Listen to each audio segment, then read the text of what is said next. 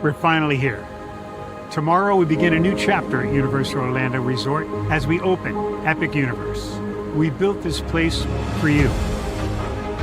I want to thank you, our fans, for your love of our stories, characters, and immersive experiences that inspired this incredible place. Epic Universe represents over 8 years of meticulous planning, immense creativity, and innovation, combined with unmatched craftsmanship and operational excellence on the part of thousands of people who have brought to life the stories and characters that live beyond each of Epic's portals. But it represents so much more. Your love of Universal and the deep connections we've shared together here in Orlando over the past 30 years inspired us to dream bigger and to push the boundaries to create something extraordinary for you and for generations of fans and families to come. And tomorrow, as we open Epic Universe, I can't wait for you to experience this place for yourself. Now it's your turn to step inside, to lose yourself, and to share this place with the ones you love most. As we open this park, we hope your world becomes a little more epic. Tomorrow, Epic Universe becomes yours.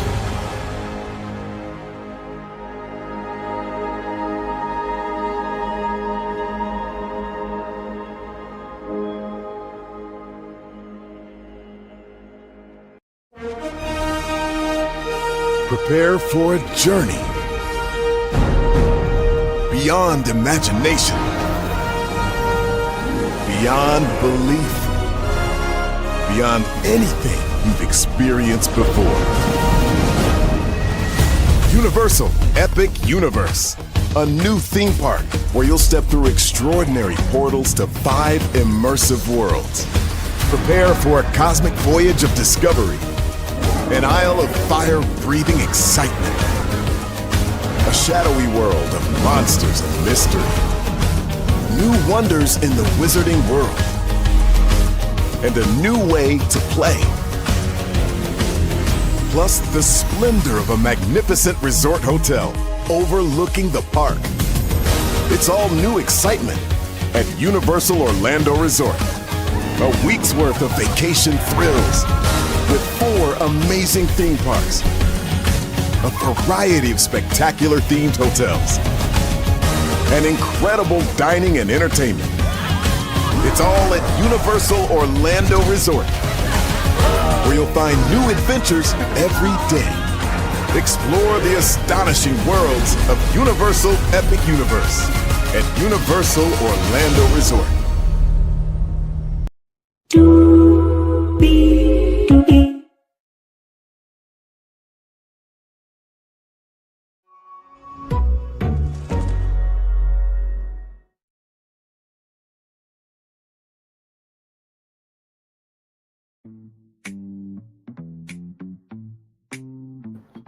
Well, hello to you, and you. Welcome into another edition of Brainley's Virtual Tour Live. We are live on tour, everybody.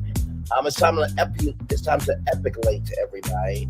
Epicalate, which is basically speculate and epic put together, because Universal has announced that they are getting ready to add some new attractions to Epic Universe. We're going to epicalate everybody, speculate about Epic, and I'll have some thoughts and opinions and everything in between.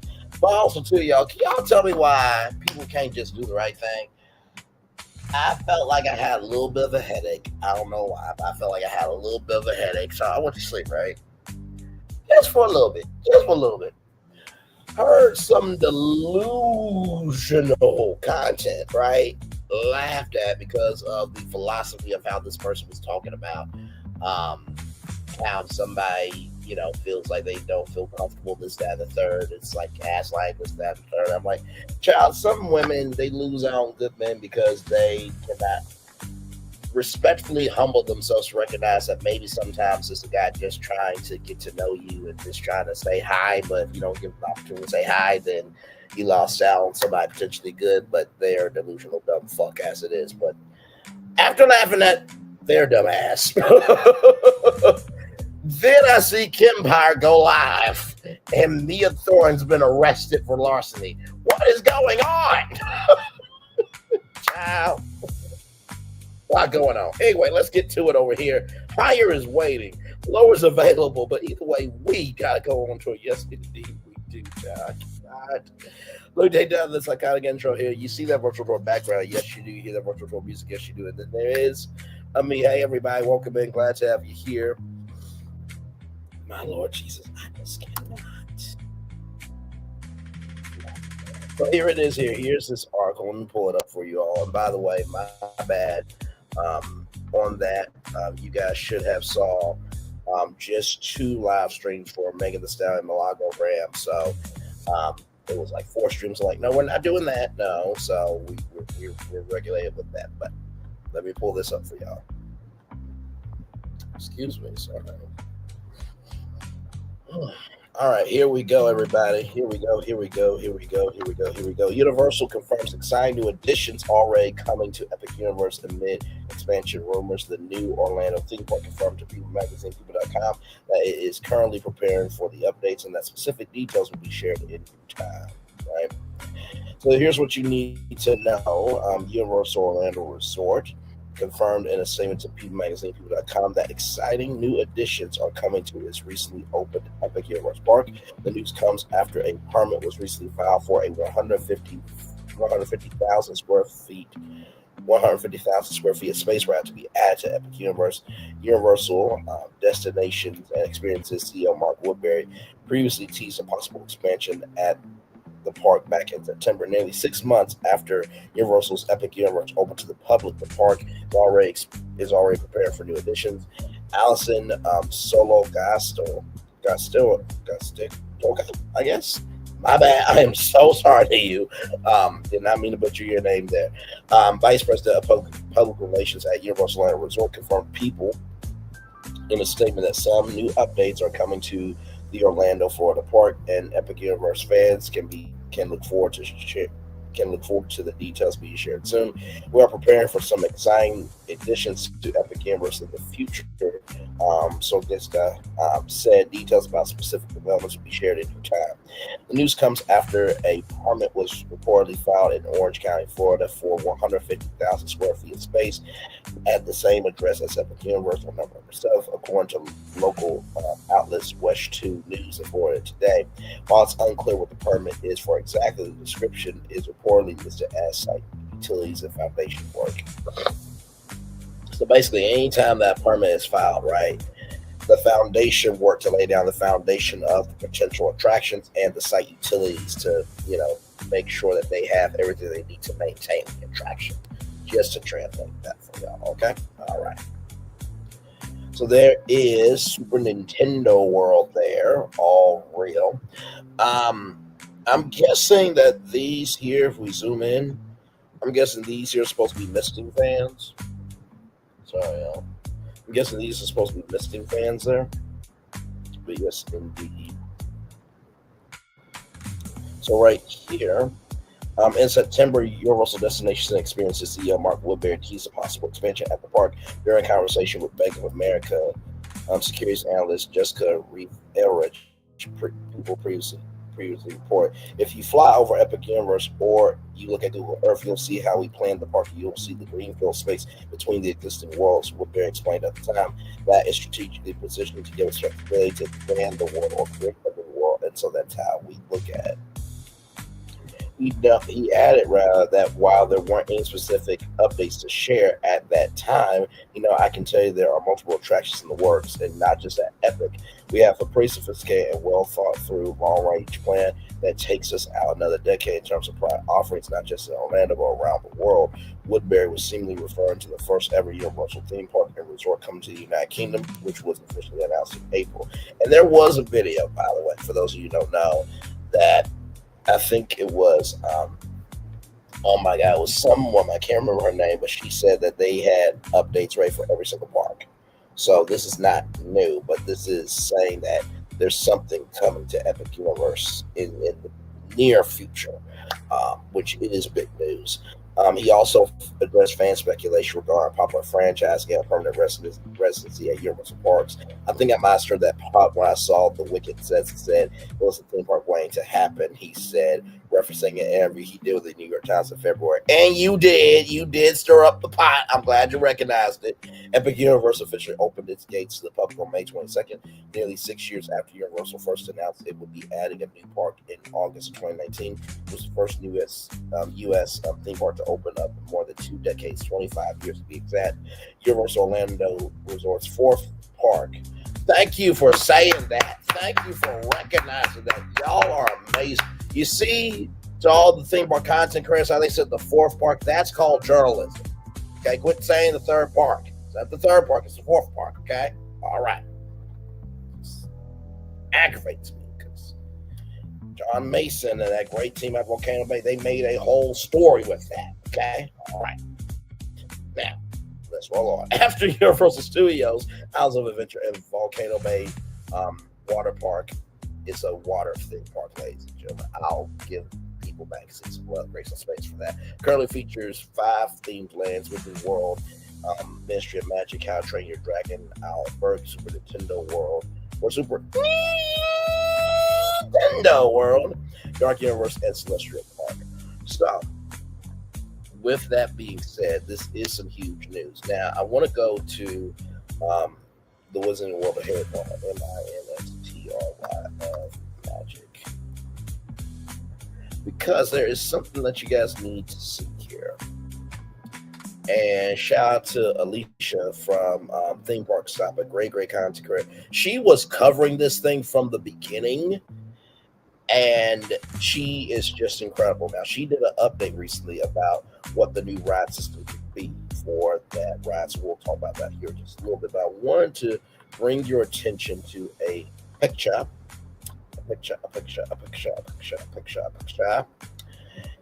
Let's see here.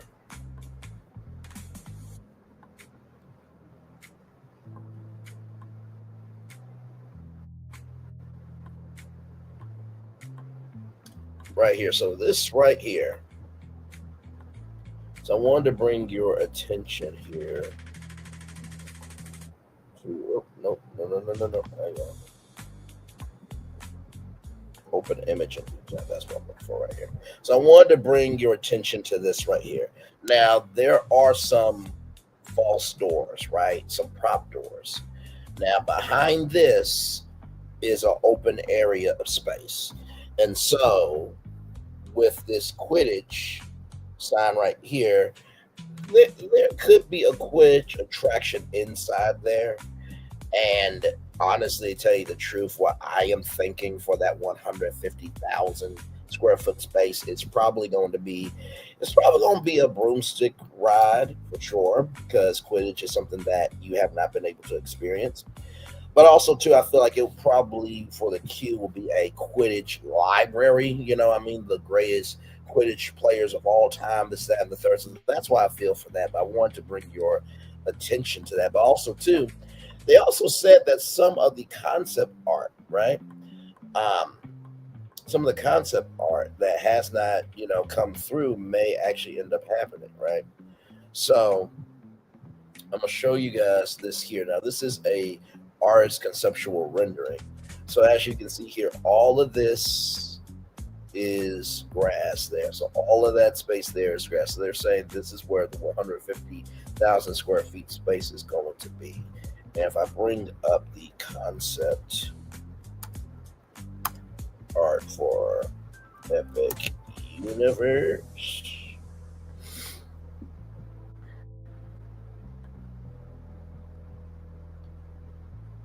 because they even said that some of the concept art that hasn't happened could happen.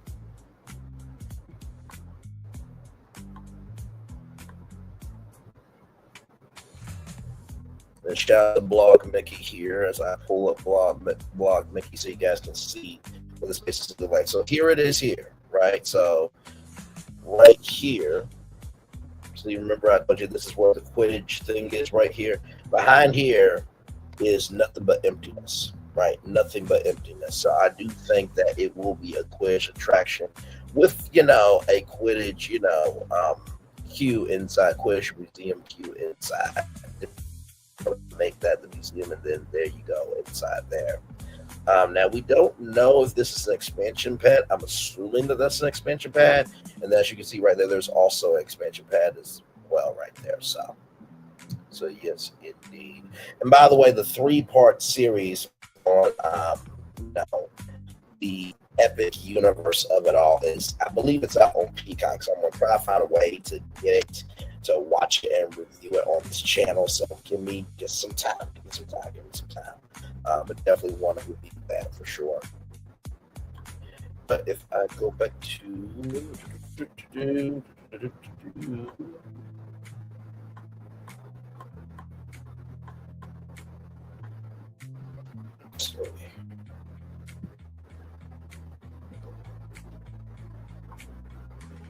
okay.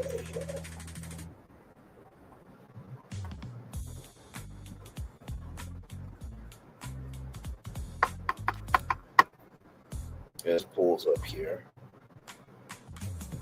So here is the original concept art here, right?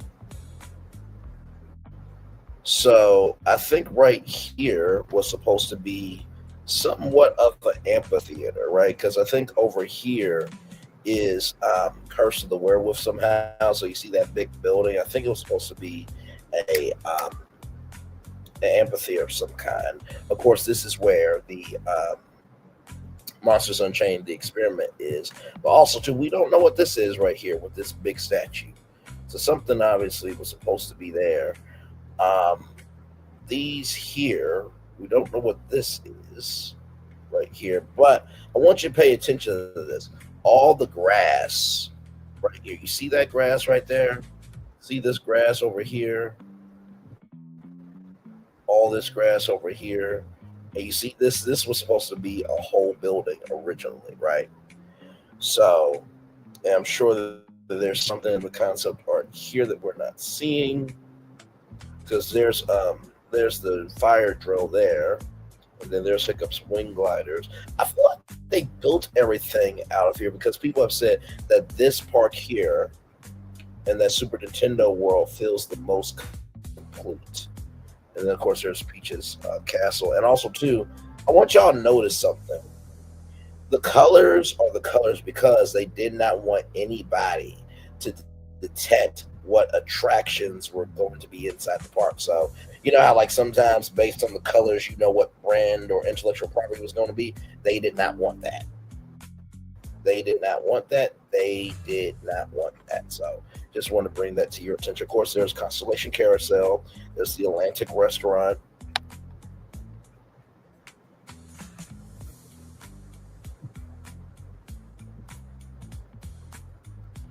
Now, this looks like a ride of some kind. We don't know what that is there, but it looks like a ride of some kind. Of course, this was Donkey Kong here, and then, you know, Minecart Madness, but we don't really see too much over here. It was very undeveloped at the time. And then this is Celestial Park here, of course. Now, we don't know what this building is here, because, you know, there is Stardust Racers, right? But it looks like this is a completely different building here. So, but just want to bring this up because they said that some of the concept art, that some of the attractions that have not been built could happen. And then, of course, these inconspicuous buildings here, right here. But this is before you get to, you know, Epic Universe here. And then, of course, there's some restaurants here that's supposed to be opening up. But notice all the grass right here. Notice all the grass. This is all expansion area here, right? And also, too, I know what you're thinking. Could the expansion area be over here? Abso-damn-lutely. Yes, and yes. I'm sure it could. And also, too, you gotta recognize, too, they don't have the firework launching pads as well. So a fun fact for you all: when they did the fireworks for Epic Universe's grand opening, they did not have permits. You know what I mean? So I thought that was quite interesting there. Yes, indeed. But let's keep going. Let's actually go to Alicia theme park site here. Let me go to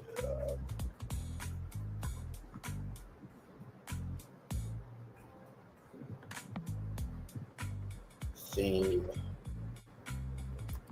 park stop.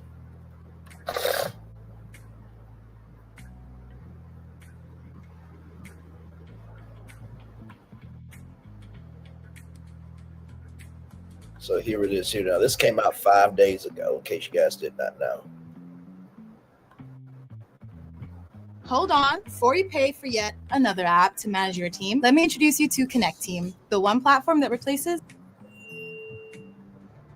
A new permit may be for Epic Universe's first new ride expansion since opening. Possibly located within a massive expansion plot in the Wizarding World, if this permit is accurate, the new attraction could be the same scale as the Battle at the Ministry ride.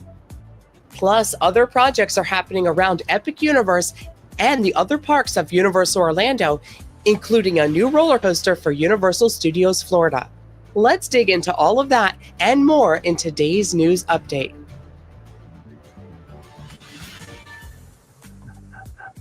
A new permit was filed this month with Orange County for work to be done at Universal Epic Universe. The permit is described as site utilities and foundation work. The permit does not include a project number or even for where within Epic Universe that the work will take place. The size of the project is listed as being 150,000 square feet, which is much larger than some of the backstage work that has been permitted in recent months. As many quickly pointed out, the size of the project seems to line up with the expansion plot within the Wizarding World land. This image from behind the Thrills, who were the first to discover the new permit, shows what 150,000 square feet could look like within the expansion plot at the Wizarding World. The scale of such a structure would be comparable to the Battle at the Ministry attraction seen on the left. If this is in fact the location for this upcoming project, that could put the entrance to this mystery attraction within the right side of the land, through one of the facades within Wizarding Paris. Like this one, themed as the entrance to the French Ministry. Recent permits for contractor trailers have also been posted. These trailers are set to be placed within a location backstage at Epic Universe that's labeled as Rico's Ranch. Rico's Ranch is a field for modular offices located directly behind the Wizarding World expansion plot, so these new trailers may be for supporting this upcoming project. The new project could also be related to multiple notices of commencement for new contracts at Epic Universe with multiple design firms. Posted in recent months, these notices include companies who design theme park attractions and draft plans before construction begins. We've also seen notices of commencement for Falcon's attractions. That company recently purchased Oceaneering, and Oceaneering has reportedly been working on improving the Battle at the Ministry ride. Perhaps they've also been tapped for manufacturing a new ride for the Wizarding World. Falcon's Attractions has been hiring for a new large Orlando-based project recently, but it does not specify what. Now, I will say this, right? Whoever gets hired onto this, I'm sure they know what the project is, and I'm sure there's a huge NDA, non-disclosure agreement. So whatever it is, it will come out in due time, okay? But just know that they don't just hire anybody just to hire anybody. Although some people like Balago scams, Grams can have a career because she exists, but we'll talk about her later on tonight. But let's get back to this. Has been hiring for a new large Orlando-based project recently, but it does not specify what. Going back to the new permit for the 150,000 square foot expansion project, the architectural firm named on the permit is Baker Barrios Architects Incorporated. They helped design the Dr. Phillips Center for Performing Arts and acted as the lead architect for West Court, the new sports and entertainment hub in Orlando. As for what type of attraction this could be, if in fact the permit is for a new attraction, the size of the new building would be bigger than the canceled attraction that was initially included in the site plans for Epic Universe all the way back in 2019. That building, which was rumored to be for a virtual reality flying broomstick attraction, would have taken up less than 100,000 square feet, so this new building will be over 50% bigger. Speculation on what type of attraction this could be is rampant in online spaces, with many guessing that we could see some sort of ride based around flying broomsticks. Instead of VR, though, with a space this massive, perhaps we could see a tracked version with physical sets and immersive environments. Could it be possible that the Quidditch World Cup signage in Wizarding Paris was always a preview of what is yet to come? We have seen a patent from Universal for a suspended ride system that looks suspiciously like it could be for a flying broomstick tracked ride. Could something like this be the technology behind this upcoming attraction? Mock Rides also recently patented a new type of ride system. That company has several attractions in Epic Universe already. This new hybrid ride system would combine trackless ride technology along with sections of roller coaster track, so it can act as two different kinds of rides in one. With so many iconic elements and locations already accounted for within the now 3 Wizarding World locations. And I will say this, when it comes to the 2 attractions in one, it reminds me of Animal Kingdom's Expedition Everest, where like the track flips for you to go backward. So they could potentially do that at, Epic Universe with this attraction potentially. Found in Orlando alone. Perhaps flying on a broomstick is one of the last Harry Potter experiences left for the company to tap into. Regardless of what it ends up being, if this is a massive new structure that will in fact be for a new attraction within the Wizarding World, it would certainly help to take some of the stress off of the Battle at the Ministry ride, which is carrying the weight of this massive land on its back, with big weights and even bigger expectations from first-time visitors. Also happening around Epic Universe, construction on the dividing wall separating the theme park from the nearby water treatment plant seems to be wrapping up. Currently, it appears that landscaping is being added on the park-facing side of this wall. 2 new permits have been filed for prefabricated structures to be added in 2 separate spots on either side of the park. The work listed on the permits is for installing prefabricated buildings, but what's interesting is where these prefab structures are being installed. One is for Building 1630, which is Cirque Arcanu in the Wizarding World. The other is 1501, which is for Monsters Unchained in Dark Universe. It's possible that these could be permanent launch sites for fireworks. Temporary launch pads were set up in these areas for the few fireworks displays that the park has had so far. These 2 launch sites on the sides were in addition to the launch site in the middle of the pond behind the park. Once permanent launch sites are set up at all 3 of these locations, perhaps we can see more regular fireworks displays at Epic Universe. We have not yet seen any work happening on the backstage event space at the front of the park near Super Nintendo World. A trailer was permitted to be added here ahead of construction, but it does not appear to be on site yet.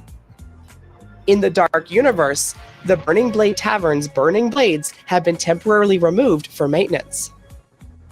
Signs have been added to the Sand Lake Road facing side of the large tech services and food and beverage warehouses backstage at Epic Universe. The art on these signs are similar in style to the new banners and signage that was recently added around the rest of the resort. And the holidays have arrived at Epic Universe. We can now find decor all throughout Celestial Park, including these cheese graters in the shape of bells along the garland at Pizza Moon. Holiday decor has also been added throughout the Wizarding World. If you're wondering why I'm going like this, I'm looking up stuff as we are live, and child, I just saw something that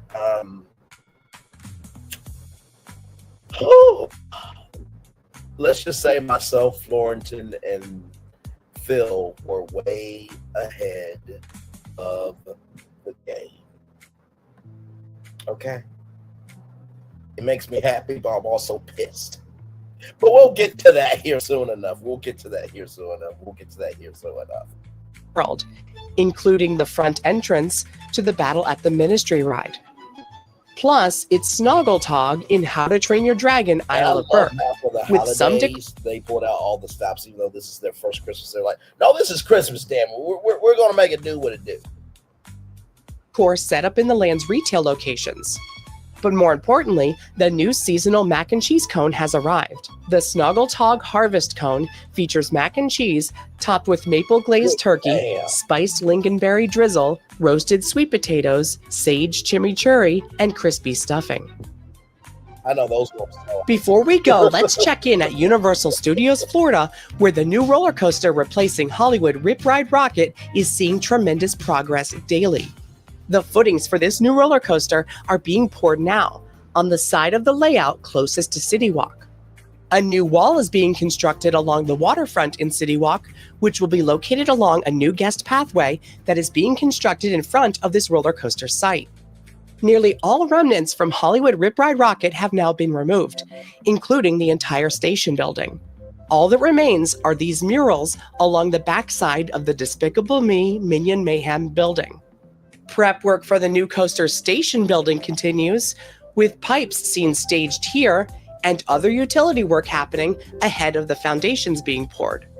The new coaster's maintenance building is further along, with footings for maintenance tracks in place and the first steps for foundation work happening now. A lot of people have said that it could be the new Fast and Furious supercharged roller coaster from Hollywood coming over to Orlando. It would make sense because a lot of people do not like the Fast and Furious screen-based ride that's in the San Francisco area. But then you have to figure out what to do with that area. If you want to know what I believe should be upgraded at Universal Orlando Resort, you can look at our Epic Universe expansion live stream, our tour that we did there. So yes, indeed. So this overlay graphic from Scott Walker shows where the permitted new structures will be located on the site once completed.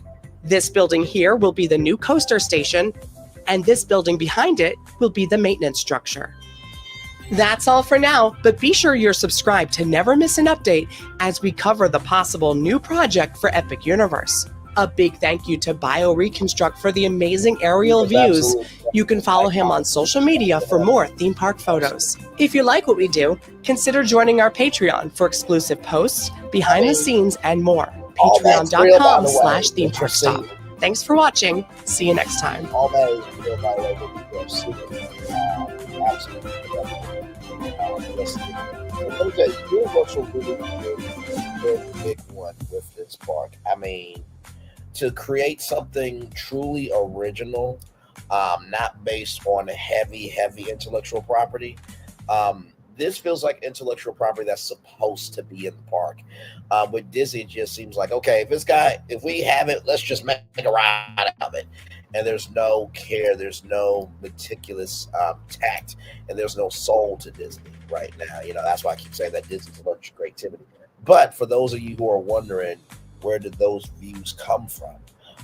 Let me just show you just a little bit what Epic Universe is all about here. And roll it, I believe. There we go. Beyond this gate, find gardens green and epic worlds to fill your dreams.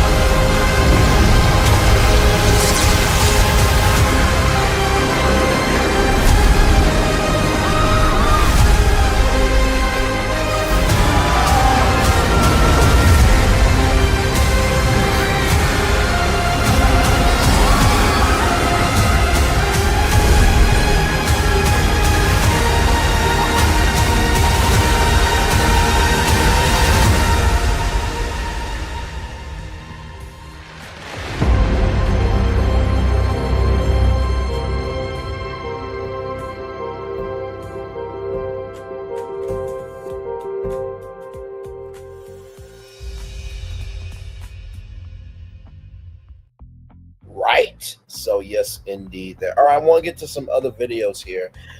This one is from the Noble Way, another great content creator here. So I want to go to this here because this is a very interesting video here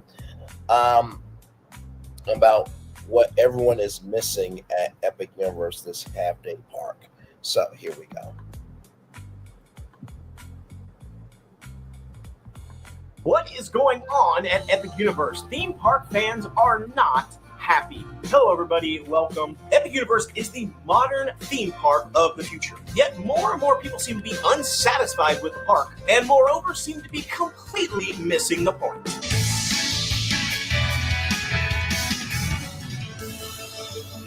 I always love their intro, I really do.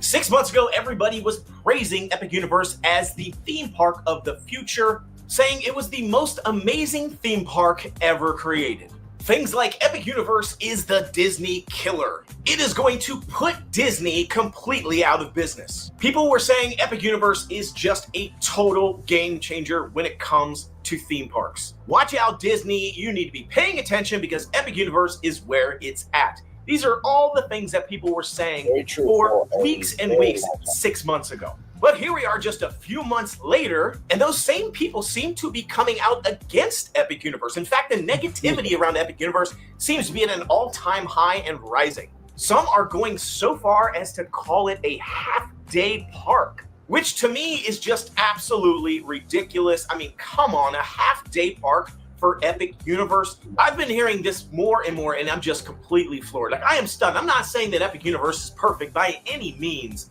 but to go so far as to say it's a half-day park or less just is really shocking to me. Now, everybody is entitled to their own opinion, absolutely, but these comments got me thinking. But before I go further, I want to shout out Sean in Orlando. He gave me the idea for this video. He recently did a TikTok over on his channel talking about how he had heard people calling this a half-day park, and he sort of had his thoughts about it. If you don't know Sean in Orlando, he's awesome. He's a totally awesome guy. Check him out at Sean in Orlando. He's on TikTok, YouTube, etc. You're going to want to check him out. Now, what exactly is going on with Epic Universe? Why all the backlash? What's happening? And here's what I think it comes down to.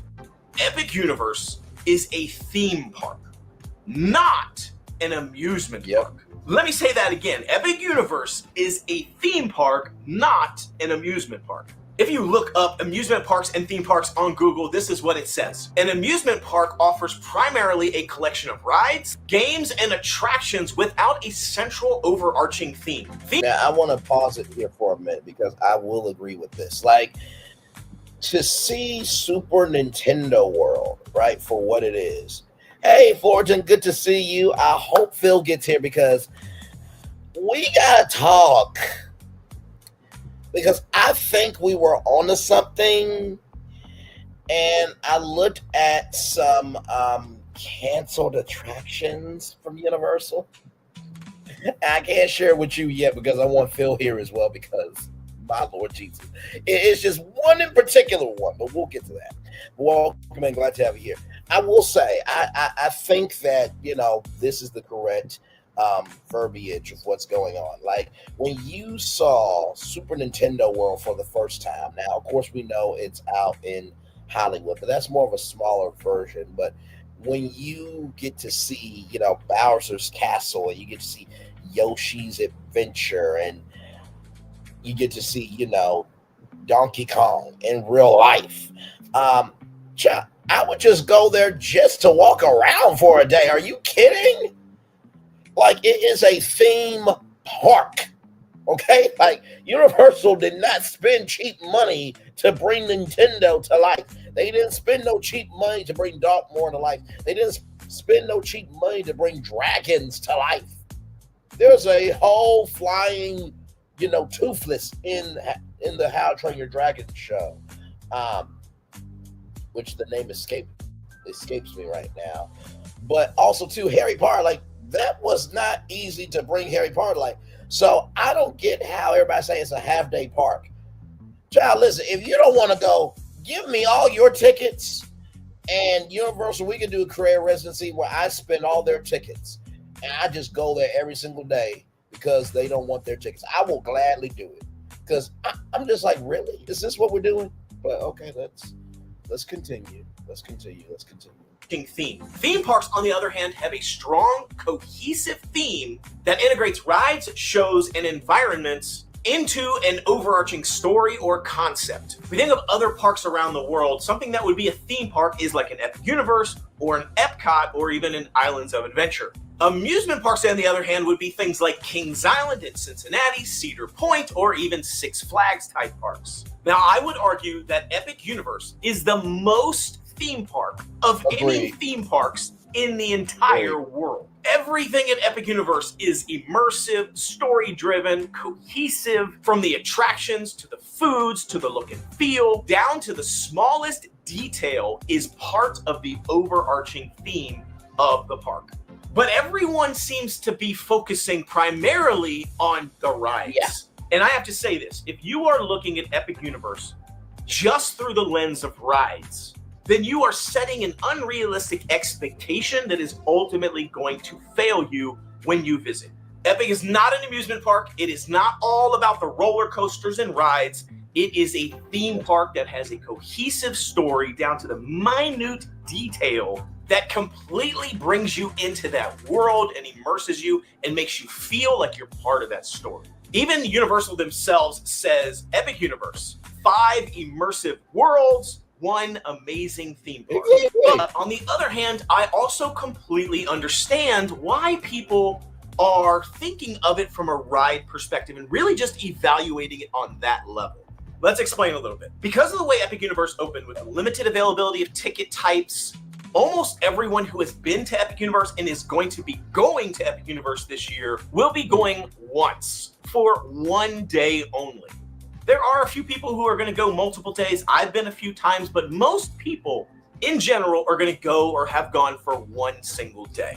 And this is by design for Universal. They have severely limited the way you can purchase tickets, and it's very expensive to go more than a day. So when you are paying almost $200 to go to a theme park for 1 single day, your mindset is going to be try to get all of the rides and as many things done as possible in that day. Maybe get some food, maybe catch a show, maybe try to walk around and see some things, but for the most part, you are focused on getting the Untrainable Dragon. It just came to me, the Untrainable Dragon.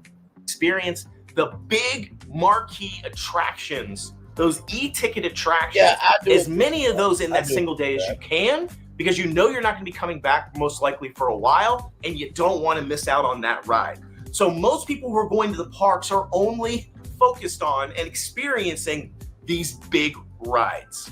Your mentality certainly is not, let me go to Epic Universe and just loaf around. Maybe sit on a park bench, take in the views, discover all the lore, and have a bunch of meaningful character interactions. That's just not going to be most people's mindset. Right. It makes sense. I totally get it. But I have to say, if that is your mindset, if your mentality is to go in, just hit all the attractions, then it is unfair to look at it that way in totality and judge it and call it a half-day park. It's really not telling the whole picture or the truth of this amazing theme park. I was talking to some people the other day and I said, I can't wait to go to Epic Universe and it not be about the rides. Just to go to Epic Universe and not even ride anything. Just to chill and relax and look around and just experience the park and the splendor and majesty of this thing. And I do agree with that completely. I mean, it's an incredible park to walk around in. It just looks like, hey, on a day off, go there, chill out, escape. And I think sometimes people ask for so much that they can't even appreciate something being completed, right? I mean, Fullerton said to me, if I lived in Florida, I would have to get, an annual pass just to be able to go on the weekends. I would gladly do it just to go walk around. Yes, I'm that dude that will go get a pass to go to Epic Universe, and I would just go Toastu Cafe and just sit there as a remote worker and work from 9 to 5. like you're not gonna drag me for that, right? And the fountains and the lights are so amazing that they didn't even have to add fire. Although I do wish they had fire for, Dark Universe, because it could have been purple fire and green fire. And we all know green is for Maleficent, okay? But, if you think about Novocaine, right?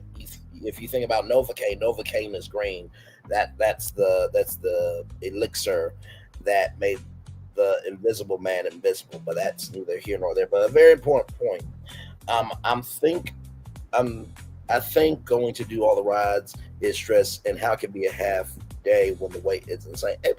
Exactly right. Like, that's what I would do, is get an annual pass and go to this park. Oh my God. Like, this is why Universal, other people's like, all right, you know what, y'all, we ain't doing nothing else. But thank God that Universal and Disney and other companies don't have that mindset, right? You know what, y'all don't care, we don't care. Because obviously, and here's the gag, you ready for this? For everybody saying it's a half-day park, you're still going to it. You're still going to it. You're still going to it. Okay? You are still going to a park that you're complaining about. So Universal's still winning either way. I just want to get that out the way. Anybody's going to say, well, Bray, it's still a half-day park. Are you going to it? Yeah, we're going next week. Shut the fuck up. Okay, good damn. Let's keep going.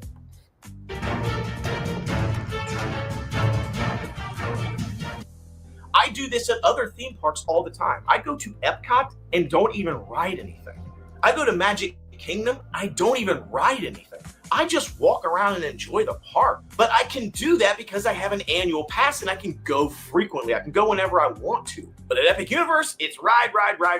Get to the rides as quick as possible. So like I said, I can't wait to the day when I can be able to go to Epic Universe as much as I want and it not be about the rides. So I want to spend a few minutes talking about all the amazing things that I think people aren't seeing about this park, that they're totally missing the point. There are so many things to offer. Let's talk about How to Train Your Dragon Land Isle of Berk first. This land is the largest and most immersive, in my opinion, of all the lands. There are so many details, so many character interactions and animatronics just throughout this entire park, and the look and feel and the scenery.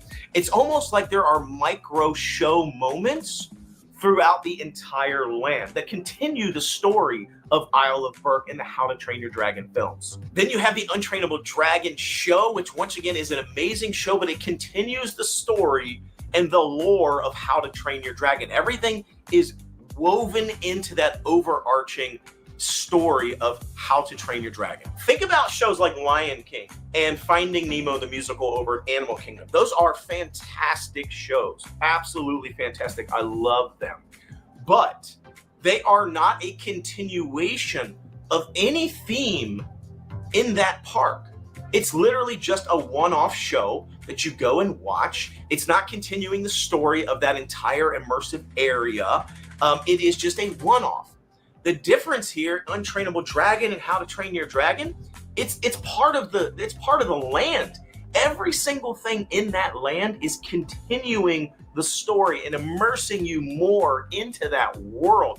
And it's just a whole different level than what we've seen anywhere else.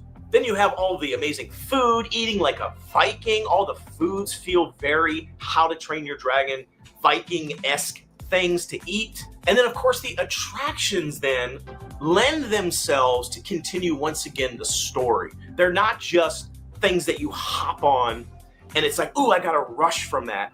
It's meant to sort of round out the experience and create more immersion for you. And I hope that people, when they ride these attractions, are seeing that. You think of Hiccup's Wing Gliders, that's riding on the back of Toothless and experiencing flying all around the Isle of Berk. Dragon Racers Rally is basically a Viking-made dragon trainer. It's a training mechanism that they've created to help you learn how to ride on and maneuver a dragon. Once again, expanding the story. Fire Drill is a Viking watery boat battle preparing you to put out fires because dragons breathe fire. And then there's an entire Viking training camp for youngsters. So everything in this world just blends together. Over at Dark Universe, you have the village of Darkmoor. This is a town filled with and dominated by monsters where humans are the guests in this land. There are decaying enclosures of the Mole People, which was inspired by the 1956 Universal Monsters film. There's the blood-filled well in the center of the town when you enter, which is essentially the feeding location for all of the vampires that live beneath the town. Vampires can't be out during the day, so they're underneath in the catacombs. There's an entire catacombs under Darkmoor. There's even some entrances you can see right there in the beginning of the Darkmoor village. The well is essentially the feeding. They drop things down there. They feed things down to the vampires who are down in the catacombs. That's why it's blood red in there. There's a Latin inscription on the side of the well, and it translates to "Never forget that you exist by our will alone." Again, just expanding the lore and the story and the power that these monsters have. You have the Guild of the Mystics, which is selling all these like charms and things to protect you from werewolves. And then of course you have Frankenstein's Manor with Monsters Unchained, where Victoria Frankenstein, the great granddaughter of Dr. Henry Frankenstein, the creator of Frankenstein's monster, continues his work and legacy. Das Steakhouse is a restaurant, a food location there that is essentially run by the familiars of vampires. They're essentially protecting their vampire masters that live below them.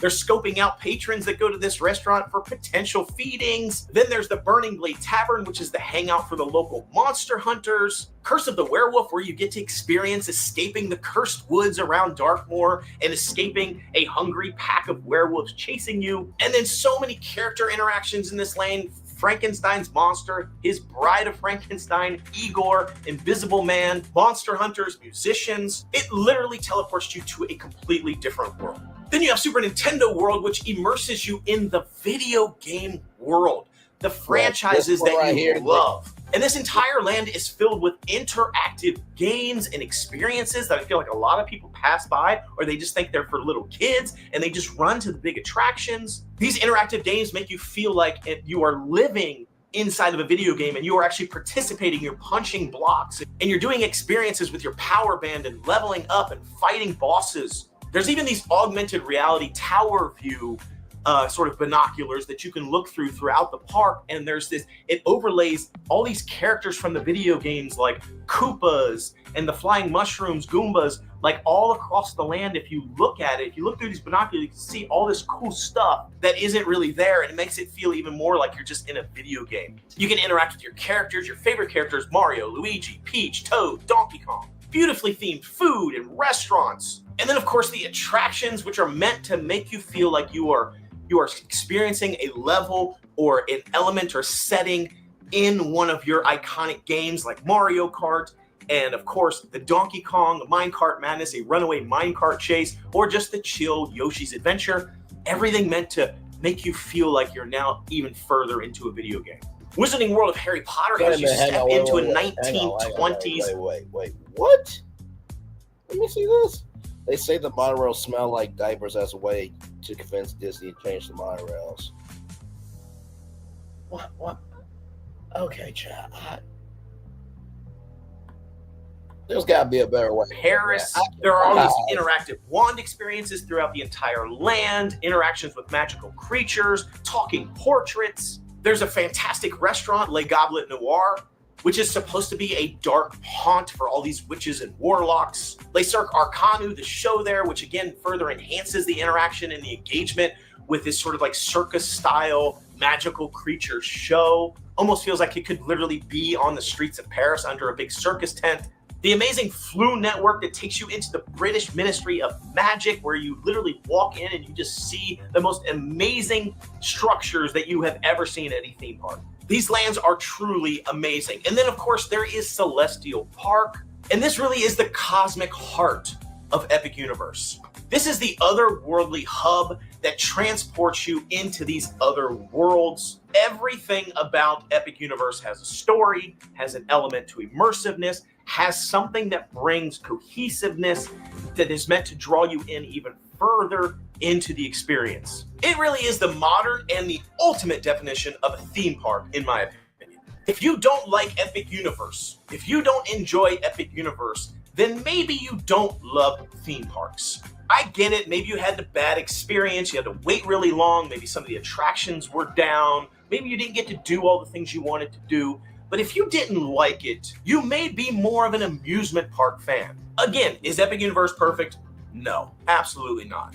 But this is also phase 1. There is so much more coming. And I, for one, hope that as they continue to expand and continue to add more things, that they stay in the mindset and focus on keeping this a theme park. Anything they build should add to the theme park and not bend the knee by just slapping the latest and hottest attraction into their park with little thought. Again, Epic Universe, fantastic park. They haven't got everything worked out right now, but I just really implore you, look at the big picture and appreciate it for what it is. It's a theme park. It is the very definition of a theme park, and it is spectacular. So anyhow, that's my take. Love to hear from you down in the comments. What do you think? I think he did a What great are you job. expecting more of? Are you on the same page as me? Do you feel like maybe people are just missing the point?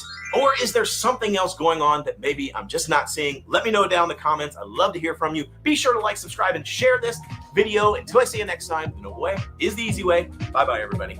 No, I think the Noble Way did a fantastic job because honestly, like, people don't really get why theme parks have such a fandom, right? It is the fact I can go from this everyday world into a world that is beyond my imagination, right? And I have to tell you, it is quite simply sad, disgusting, and tacky behavior to get onto Universal where Disney doesn't even give a damn about history anymore. I mean, just keeping it a buck. Like, for example, and I hate to say this, I really, really do. I feel like Disney has modernized itself so much that they don't have any, they don't have the spices.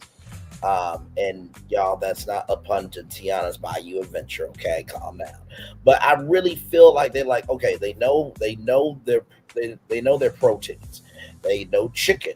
They know beef. They know pork. They know fish. They know the basic foundations of proteins and, you know, foundations of how to make dishes. But when it comes to figuring out that spice to make the dish pop, they don't have the spices anymore. And Universal's like, okay, let's go through many, you know, iterations of making dishes until we get it. And they're having a good time doing it. I don't get it. I don't get it. So with that being said, here is this here. I want to show you guys this right here. Another video from the Noble Way. Here we go. Intamin just unveiled a brand new dark ride, multi-dimensional ride system unlike anything else on the market. Hello everybody, welcome. With all the new projects coming to Universal Orlando and their long-standing partnership with Intamin, Universal might just be the first to introduce this brand new ride system into their parks.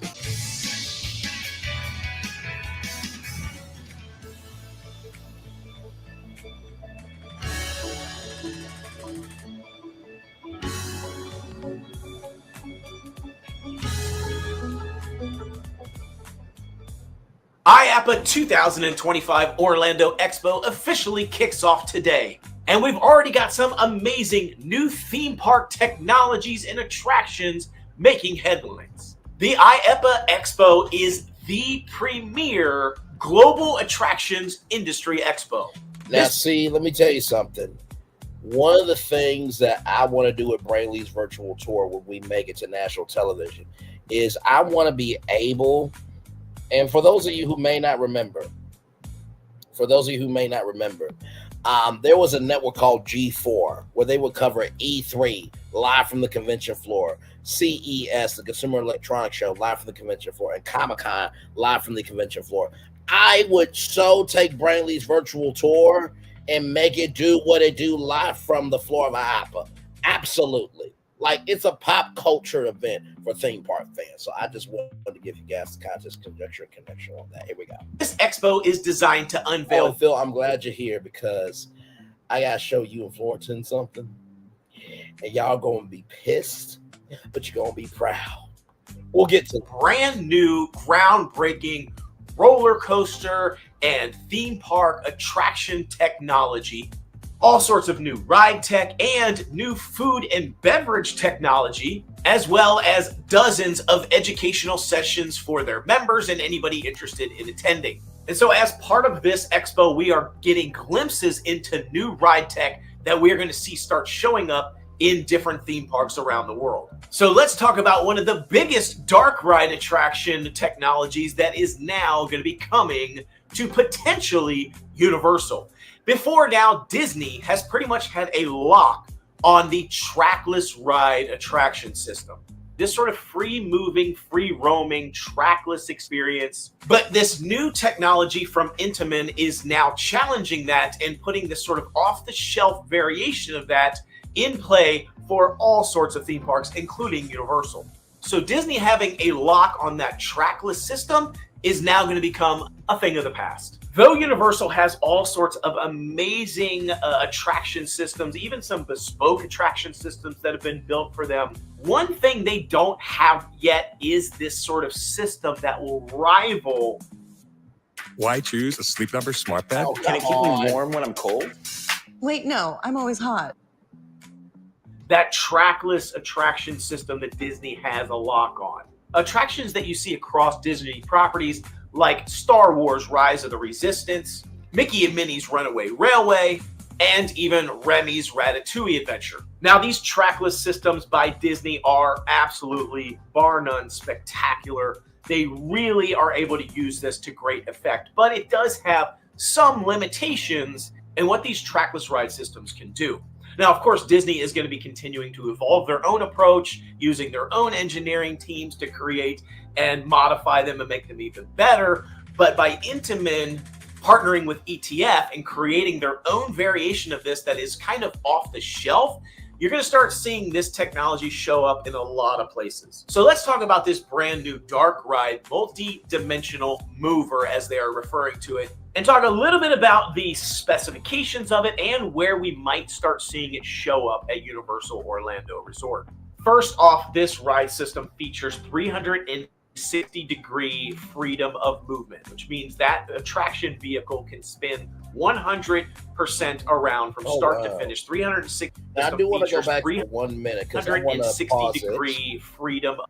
Does this look like potentially a DeLorean from a movie called Back to the Future? Moving on. Of movement, which means that attraction vehicle can spin 100% around from start to finish. 360 degrees, a full circle. Can do spins that is cool, up to 20 RPMs, which is a pretty good amount of momentum. You're going to get a little bit of G-forces as that thing spins, depending on how intense they want to move it, which also opens up the concept of drifting. So if we're able to move the vehicle independently, you know, sideways, slantways, vertically, etc., moving forward, backwards, Wait a minute. Could this have been the Mario Kart ride? Could this have been the Mario Kart ride? Could this have actually been the Mario Kart ride, though? Okay. Yes, indeed. Yes, indeed. Yes, indeed. Let me catch up on some of your comments here. On mobile, it's vertical. On laptop, it's regular. So yes. So I'm trying to reach both audiences. Okay. So I know it's difficult now to have two streams instead of one stream, but I'm trying to reach everybody. You know what I mean? They say the same with Epcot. When I say World Showcase is huge, visiting World Showcase, it took 2.5 days to do World Showcase. Agreed. If you can only do a few things at a time in Future World, you will have you have time to soak in World Showcase outside of Frozen? LOL. Okay. Welcome in, film. Came in a few minutes before you. I was doing something I didn't want to do today, but now I'm back home. Multi-dimensional sounds epic.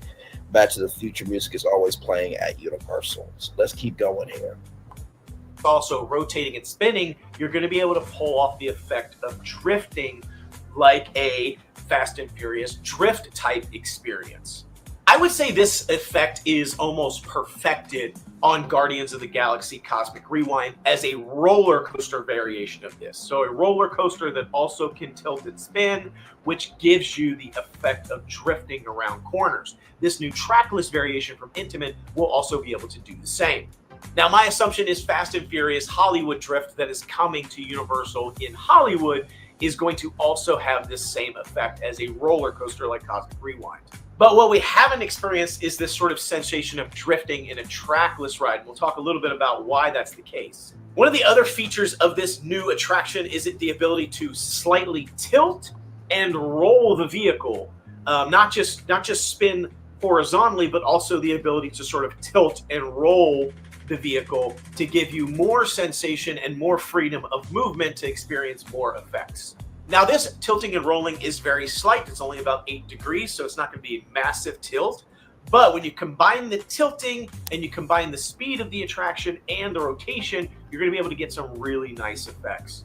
Another feature of this system, it has a gamification interactivity element built into it that is, again, off the shelf. You can then customize it. And this pairs with a wireless connectivity element to the vehicle so that, again, they can be trackless, and it also has interactions, which means these vehicles can interact with other vehicles and the surroundings around the vehicle itself, which opens up an amazing level of interactivity for passengers or riders on this attraction. You can think about the different gamification elements that you can put into this attraction, which we'll talk about the possibilities of that in just a bit. Some of the other features of this ride system, it has custom theming. This means that you can create the ride vehicle to look however you want it. Wait a minute. Is this like Haunted Mansion vibes here, or is it just me? Moving on. Okay. So if you wanted to do the Fast and See, whenever you're doing concept art, you can't really say what it is without hinting to what it is. So you got to make it very generic. Furious amazing vehicle that they have for Hollywood That's Drift, you Pepper's can make it Ghost. look like that. Or if you wanted to make it look like a mouse, like over at Remy's Ratatouille Adventure, you can make it look like a mouse. One of the other really interesting features of this is what they refer to as these bungee drops. This is going to be similar to your Tower of Terror sort of style of dropping. This ability to raise and lower the vehicle on some sort of system at a pretty Reminds me of Soaring a little bit and Fly Passage. Rise and drop rate, which is going to give you that sensation of rising and falling, similar to Tower of Terror, which has sort of a randomized element to it. Now, it's probably not going to have as crazy of a sensation of Tower of Terror. However, when you combine that with screen elements, it will make you feel like you are rising or falling even faster. I thought the hardest part of scaling my restaurant was creating new sushi rolls. It turns out it was payroll. At Soya Miami. This is also similar to how they accomplish the Rise of the Resistance drop, when you sort of go into that drop ship and then it drops and then you fly down and then you land. Similar to that experience and that sort of like feel of the attraction. Now, the biggest feature that is offered in this ride system that is different from any other trackless experience is the launches that this trackless ride will support. The way the system has been constructed, once you can move from a trackless experience onto a launch pad, connect into that, and then launch the vehicle up to 22 miles per hour. And that is currently about 7 times faster than any other trackless ride is currently moving on the market today. So if you think about any trackless experience that you've been on so far, that movement has been 7 times slower than what this attraction will be able to accomplish. Now, 22 miles an hour may not seem like a lot. It doesn't seem like a high number, especially when you think of things like Velocicoaster that goes about 70 miles an hour. 22 miles an hour doesn't sound like a lot. However, when you think of other attractions like Space Mountain only goes about 27 miles an hour. That's only 5 miles an hour faster than this attraction can go. And when you're on Space Mountain, because of the way the attraction is built and it's dark in there and the way they do it, you feel like you're moving way faster than 27 miles per hour. So this new system will go up to 22 miles an hour, which just goes to show you when you combine a experience that can move at a decent pace, like a 22 miles an hour, with environmental things happening, it can make you feel like you are moving much faster than 22 miles an hour. You may feel like you're going 50, 60, 70 miles an hour because of things that might be happening around you. Think of like a screen. Yeah, that is until that's happening A lot of times you're not even moving at all, and you've got screens around you, and it makes you feel like you're moving pretty quick. So the big question now is, where is this going to show up, this new technology? Now, to be clear, this could go anywhere, in any theme park around the world. Intamin has not announced any client list associated with this attraction technology as of now. But it does make sense for it to be put into some sort of universal attraction at some point in the future. It just makes sense. Intamin has a long-standing relationship with Universal. We know that Universal needs more dark rides. They need more experiences that are indoor. Places like Epic Universe, Islands of Adventure, they suffer from not having enough indoor dark rides. So when it rains or when there are problems, things shut down. And I could imagine that Fast and Furious screen-based ride that nobody likes. I can imagine that technology being there for sure. And honestly, to tell you the truth, you could do that dark ride system in Universal Orlando, at Universal Studios Florida, Islands of Adventure. I don't know if you can do it for Volcano Bay. I don't know if it can be waterproofed or not for a dark ride. But hey, listen, if you can make Pirates of the Caribbean have water in it, I'm sure that Intamin can make it happen with water. So they have really low capacity. And so we know they need more dark rides. So it's great to see that a company like Intamin that just excels at making phenomenal roller coasters like Velocicoaster, it's great to see them leaning in and thinking more about family-friendly dark ride experiences instead. So these dark rides usually have really good capacity. They can eat a lot of people, move a lot of people through them. In addition, we also know Universal needs more family-friendly or less intense experiences that are going to draw in crowds and allow lots of different types of riders to experience the attraction that may not be able to experience an attraction like, for example, a Stardust Racers. Plus, we know Universal has a lot of new things coming and in the pipeline. So let's talk now about where we might see this ride vehicle system in an attraction at Universal sooner rather than later. Here are some of the most likely options where I see it happening. First of all let's talk about the elephant in the room, which is the Ministry of Magic, that additional second ride that we are hypothesizing they are now building, a 150 square foot building. I already did a whole nother video on this where I talk about today, business happens virtually everywhere. That's why you need Supermobile from T-Mobile. The best. Where that is, what's it about, what that could potentially be. They could be gearing up for a dark ride experience using this new ride system for that. However, I don't see that as the most likely possibility. I still think they are looking at maybe some flying broomstick thing. We'll see. It could potentially be used for this.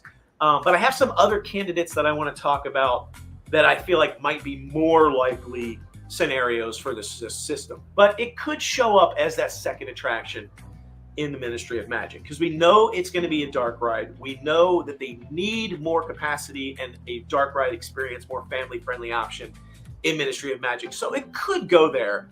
It's just not high on my list. The next option, which I think is quite possible, probably highly likely, is a replacement for Fast and Furious Supercharged at Universal Studios. Wait, hang on a second. Wait a minute. I want to applaud myself real quick here because I did not watch this video before getting on, and I just want to applaud myself real quick. Let me do that to myself real quick. Just two more times, please. Just one more time. Just one more time. Thank you. Go ahead, the noble way. Thank you very much. Universal Studios, again, we know that they are trying to refocus on the existing parks now that Epic Universe is open. And so they're looking at doing more things in those existing parks to try to draw more crowds into them, to disperse the crowds, to give people a reason to buy a multi-day pass to go to Universal and Islands of Adventure and Epic Universe instead of crushing everybody into just Epic Universe. And so those two parks, Islands of Adventure and Universal Studios, have kind of suffered a little bit in the last few years because Epic Universe has been the priority. So Fast and Furious Supercharged is universally disliked, and we know that they are potentially looking at replacing what's in there. There's been a lot of speculation about the new Intamin coaster that's coming to Universal Studios that's replacing Rip Ride Rockit, which could end up being Fast and Furious, some sort of like East Coast drift coaster similar to what's in Hollywood. Could also be something like Ghostbusters or Back to the Future. We don't really know. But the idea there is if they move Fast and Furious out of Supercharged and into this new Intamin roller coaster, then that frees them up to use that Fast and Furious indoor dark ride space for something new. And the leading hypothesis right now is that that dark ride experience could be transformed into a Back to the Future indoor dark ride attraction. Come on! I literally hang on. Wait. Hang on. Now I know what y'all thinking. Braylon, you think you know everything. Listen, I did not watch this video before getting on with y'all, but let's go back to a particular part right here. Let's go back to this part right here. Did I not say right here? Did I not say that looks like a DeLorean from Back to the Future? See, listen, sometimes your first mind is your best mind, okay? Let's go back to this. Okay, let's go back right here. Okay.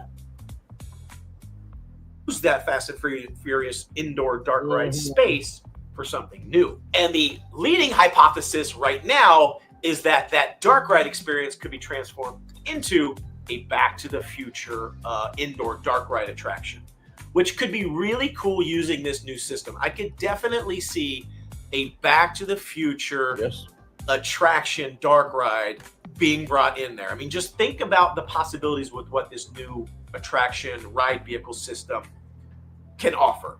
Back to the Future, you're in the DeLorean. You've got a 22 mile an hour launch that takes you off, which is getting up to 88 miles an hour.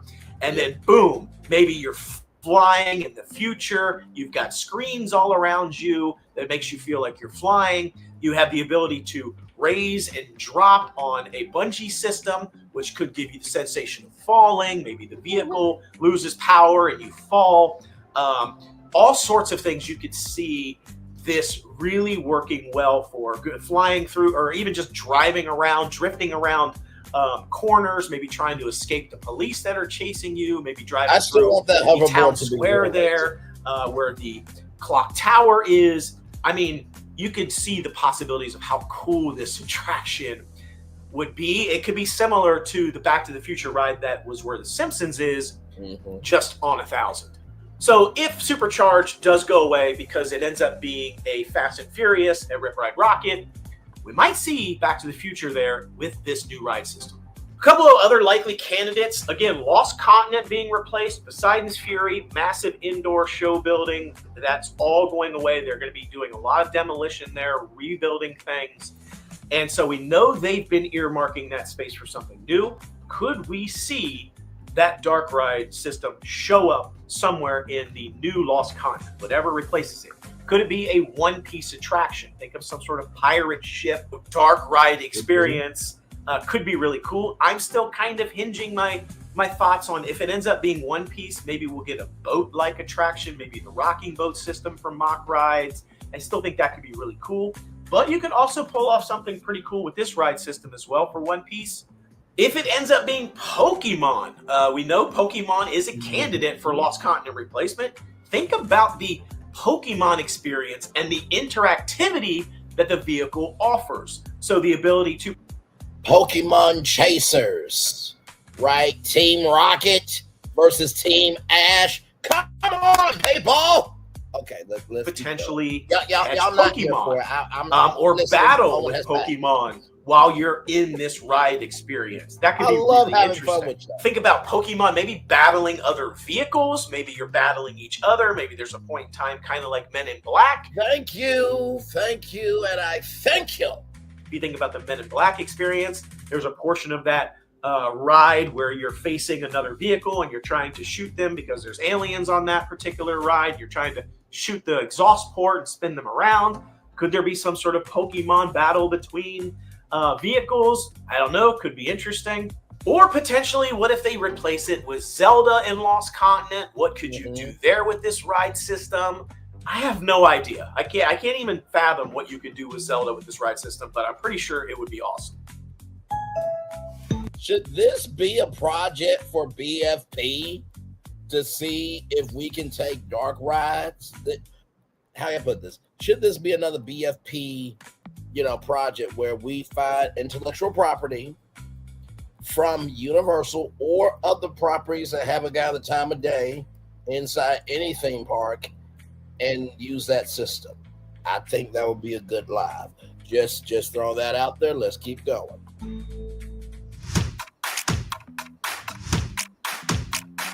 Another candidate where you could potentially see this show up is a Luigi's Mansion expansion for Super Nintendo World at Epic Universe. We know they've been talking. We've been hearing a lot about Luigi's Mansion. Could it be showing up? Think about this vehicle system going around Luigi's Mansion, maybe a haunted mansion type style attraction, but with the ability to catch ghosts, to interact with ghosts and things that are happening in the surroundings with you using this interactive system in the vehicles. So this ride system could be great for a Luigi's Mansion. I mean, it could almost be perfect, I think. Maybe make some adjustments. I don't know if it supports the interactivity, the buttons. I don't know if there's a way to have some sort of like gun built into the system for a Luigi's Mansion. I don't know, but it sounds like it could be perfect for that.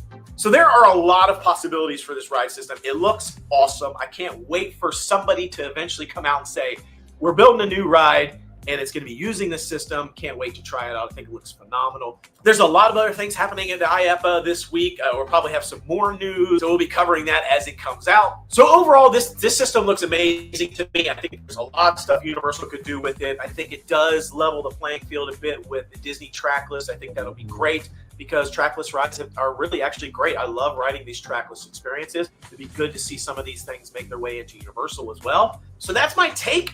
New ride system. Let me know what you think, where you think it might be showing up. Do you think it looks exciting? Do you think it looks lame? I really think it could be used to great effect. I mean, I think you can use it to like an okay effect. I think Universal could use it in a way that would just be fine. So let me know your thoughts. Be sure to like, subscribe, and share this content. Bet, motherfucker, it's on. That is yours. You do that one, I find one, and then Phil right here. Phil finds one. I was going to the chat, but Phil finds one. Bet, motherfucker. Bet. Game on. Content. Hit me in the comments below. I'd love to hear from you. So I see you next time. Thanks for watching. It's the easy way. Bye-bye, everybody. So, shout out to the Noble Way there. Now, here's some intel for you here. This is just a little inside tea into the Broomstick VR ride that was canceled. Concept art for Epic Universe. Now, we don't know if this will still happen. Okay, we don't know if this will still happen. But let's check this out here. From theme, parx.com, this was going to be located behind the entrance elevator of the French Ministry of Magic, now empty plot of land. And we don't know if that's the 150,000 square feet plot of land. The major attraction is Umbridge's UK Ministry ride featuring the Muppet. So there is that there. And then here, Eddie Redmayne is the only Fantastic Beasts actor to confirm that he filmed his scenes for the live theater show or in the queue of the Cirque Arcanus. I think it might be Pepper's Ghost like Hagrid, Arthur and Bill Weasley grip hook at the other parks, not hologram. The room replacement for the canceled VR ride is Hogwarts Great Dining Hall. Hogwarts Great Hall dining experience with multiple dining halls to increase capacity. So are we doing Disney Cruise Line energy in that? I mean, honestly, that would be amazing. And the Great Hall is an iconic scene. So of course that. Are we going to be transported via fireplace again with this attraction from France and Scotland? You very well could. And also too, I want to bring something up, because if you all remember the live I did, we're talking about the expansions, right? I talked about how there could be a winter edition of Paris. Then I talked about the Animal Crossing Snowy Land. Then I talked about the Frozen Horror Gallery in Dark Universe, and then I talked about the Snowy Dragon in Owlberg. By the way, I love this energy. Come on, damn it, come on, break, put them up. That's what Florian is saying. Game on. Now, Florian and Phil, are y'all ready for this piece of intel? Now, this is public information. I want to give allears.net credit for this, okay? We did a live not too long ago. I just want to show y'all something, okay? Okay. Are you guys ready? Type in yes if you're ready. Because when you guys see this, you're going to be like, what the fuck? What the fuck? What the actual fuck is going on? So I'll wait for Phil and Fullerton to give me the yes. Okay. Fullerton, I got a yes from you. Phil, are you good? Are you still here, brother? I'm going to assume you're here. Hey, three people, welcome in. Glad to have you here. We're just theme parking out right now. Don't worry. We are going to have Megan Thee Stallion coverage and Milagro Graham's coverage. And don't worry, I know about the Bravo world that's going on. You know, Mia Thorne got arrested, and then Wendy A's bank accounts got seized. I know. Listen, I don't say all. I can't put it. Just because I don't say nothing doesn't mean I don't see everything. Okay, so listen. Okay, so Fullerton said yes. So I'm going to take that as a yes for Phil. Okay, here we go. So this is from allears.net. 6 big projects for Universal Studios Orlando. Okay, so we're going to skip this here, Jurassic Park. We're going to skip this. Okay, we're just going to skip this because, you know, the next thing, which is right about here,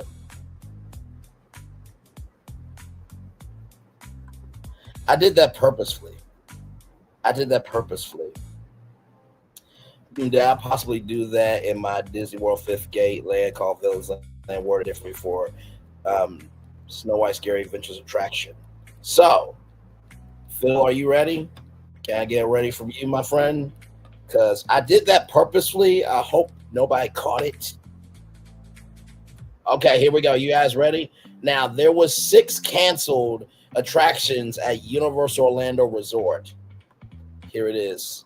Y'all, I'm not joking with y'all. Look at this. Ice Age Land. As you'll soon see, there is a running theme on this list regarding the replacement of Woody Woodpecker's Kid Zone. Woody Woodpecker. In the early 2010s, one such plan involved the then Fox-owned property Ice Age. Okay? Listen. Concept art for the area showed a playground with slides, log seesaws, vine swings, play huts, and an interactive area themed to the character Peaches. A rethemed version of the Woody Woodpecker Kitty Coaster featuring an animatronic Sid trying to escape the clutches of a carnivorous flower. The headline attraction would have been an indoor boat ride located at the back of the land. This ride would be set within a massive glacier. Did we not do that for Ice Age Land and our thing? I think we did. I think we did. With Scrat, trying to get his nut. I think we did. And would take riders through cavernous scenes filled with a mix of animatronic characters and projected media outside the massive iceberg pirate ship from the 4th film would have been seen between the ride's entrance and exit. Y'all, I know. Everybody's going like, what? Bray, what the fuck? Plans for the land did move much further past the concept stage, which is arguably a blessing in disguise for Universal, since Ice Age is now owned by Disney, meaning had it been built, they would have been stuck with another Simpsons Marvel situation. So just wanted to say that there, ladies and gentlemen. So here it is here. So as we zoom in here to this. So a children's roller coaster featuring Manny, Ellie, and Peaches among a snowy and ice forest setting, right? So just wanted to show you that. So this was Ice Age Playland, Universal Studios, Florida. Yeah, I know. All that. Yeah. There's the boat ride there. Listen. We just say what's on our minds. You know, you know, you know, you know. You know, I haven't played this song outside the morning show, but one thing to know and two things for sure, over here on this channel, on BFP Imagineering, just know that a lot happens early. Roll it. It's a new morning for America's family. Sun's coming up, so make it all that it can be. You know a lot happens early. I'm Harry Smith. I'm Julie Chen. I'm Maggie Rodriguez. Morning everywhere. Come on, get up. I'm Russ Mitchell. And I'm Dave Price. And it's a little early for this. Right now, this it's a new morning for America's family. Sun's coming up, so make it all that it can be. You know a lot happens early. Every day's good when you're starting it out right. But whenever you're out in the daylight, and a lot happens early. Can you feel it? And I say, Good morning, everybody. Are you girls ready for the Jonas Brothers? We have an early show exclusive. Yes. A lot happens early. A lot. A lot. A lot happens Early. The Early Show, weekday mornings on CBS. It's a new morning. A lot happens early on this channel if you pay attention. Okay, now listen, we did not know that this was a canceled land. Okay, we did not know this. But as you can clearly see, Universal was even ahead of Disney. Okay? All right, so just I had to get that out. I had to. I had to. So here is so shout out to Park Lore. So you got a 17-acre expansion here. Okay, you have a 5-acre expansion here, which this is the 150,000 acre plot. Then you have, 3.5 acres there, which honestly, that could be an amphitheater. It really could. Or it could be wait a minute, isn't there oh, I don't think they could do that. No, they couldn't do the black foam there. That would be too much. No. But there's gotta be some shut up. No, shut up. No, shut up. Okay, I'm gonna say it. Could they do a scary version of the Yeti here, because they did make fun of it during Mardi Gras as the disco Yeti?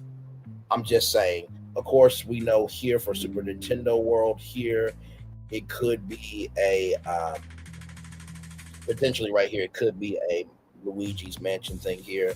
Like I said, right here, I think could be the Animal Crossing Snowy Land, and then of course right here that Frozen Dragon show, or not Frozen Dragon show, but the Snow Dragon. So as you can tell, a lot going on here.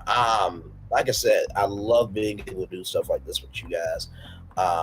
And yeah. So that was this was cool. This was very, very, very cool. So, like I said, I love being able to make it do what it do for you guys and just have fun, because that's what we need. We need some fun. But yeah, so yes, indeed. So I'm gonna turn off my camera now because we've done the whole show for over an hour. Yes, we have.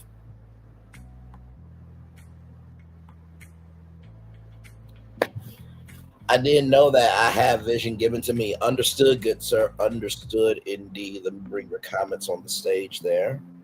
But yeah, I thought that was an interesting, fun find. I'm like, are you serious?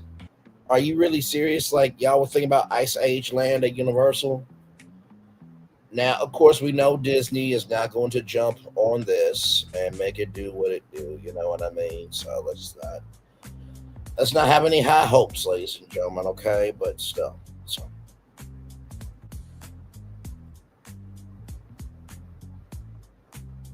You thought we would reveal the 4 others. No, understood, my friend. Understood.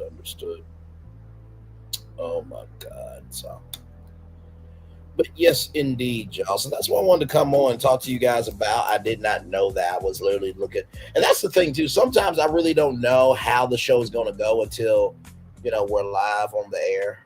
until we're making it do what it do live with all of you. By the way, in case you guys did not know that, this was cut out. This was the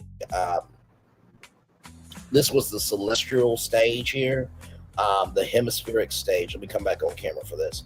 This was the hemispheric stage. Guests could encounter travelers who have been through each of the portals to the themed lands. These travelers brought back with the sights and sounds of the portals. The entertainment offering was described as a musical moment created from the sights and sounds of their travels. The travelers will also describe their experiences in each portal, maybe talking about flying dragons or a world full of monsters. So this was a part of it right here, but unfortunately this was cut.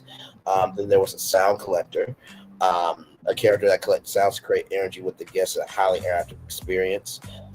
Some reports are claiming budget cuts, while others are citing quality or lack of interest in entertainment from early team member previews. Some performers have taken social media to discuss being let go by Universal, which would suggest that the new entertainment not be replacing the cut offerings. And honestly, tell you the truth, I will say this about Celestial Park. I think that to have the Chronos be the star of this park, but you don't have any Celestians telling stories. There's not any interactivity with the world of the Celestian planet. I think that's dumb. I think that's stupid. I think that's out of whack. I really, really do. I mean, if you can make Constellation Carousel, I mean, and at this point, you know, you might just have to do it. And I think that will be our next project here, which will be Chronos Chaser at Epic. I think, you know, Celestial Park deserves some love. I really do. I really do believe that. Back off camera. So, yes, indeed. Wasn't that fun to Epiceculate, everybody? That's what we're calling it, Epiceculate, which means speculate, epic, combined together. So, like I said, of course, you know, we'll keep you updated with everything. You know, BFP Imagineering is always creating something in the background. And like I said, sometimes we get inspired by each other through a live or through the DMs in our group chat, or, you know, just like we did a private chill down. Yeah, we did a private, you know, chill time. Yeah, we did a private chill time thing, and yeah, we made it do it, and that was a fun time for sure. Before I came around mid-August, did you make expansion ideas for Epic? Yeah, I did. It wasn't like world expansion. And Fullerton, I believe, was there for this. This was more of just adding, you know, something to Epic to help out the fact that it was too hot. So really wasn't an expansion. Now we did go into, you know, if Super Mario Sunshine came over to, you know, Islands of Adventure, we did talk about that. We also talked about that Mario Kart Rainbow Road roller coaster that I pitched on La Renee Creole's Resort Con Live, which I still think will be an amazing roller coaster. I really do. I mean, you think about New Donk City from Super Mario Odyssey, and honestly, tell you the truth, I think now I will say Poseidon Entertainment really did a great job of defending you know, the Tonight Show ride with Jimmy Fallon, right? Race through New York. But I think also too, I think race through New Donk City, I think would be great. Think about it. You race through New Donk City and then you're racing on Rainbow Road. Like, I think that would be great too, because I feel like what's going to end up happening with Nintendo is that they are going to do the same thing that Harry Potter has done, because you have Harry Potter at Universal Studios Florida, then you have Harry Potter Islands of Adventure, and now you have at Epic Universe. The only place that they don't have it is Volcano Bay. When it came to Volcano Bay, we talked about how Fruit Ninja could come into Volcano Bay. That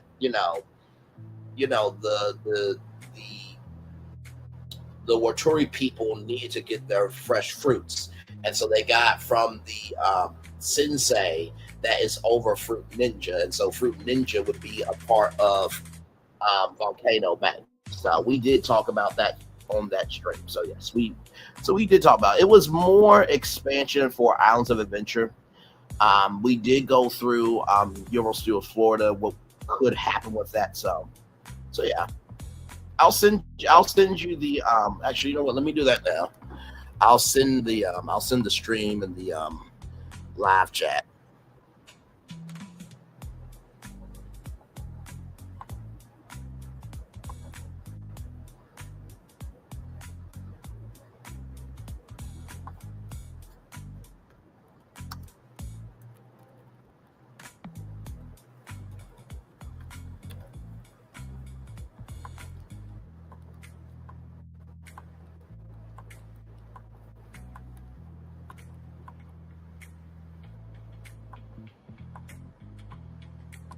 I can find it.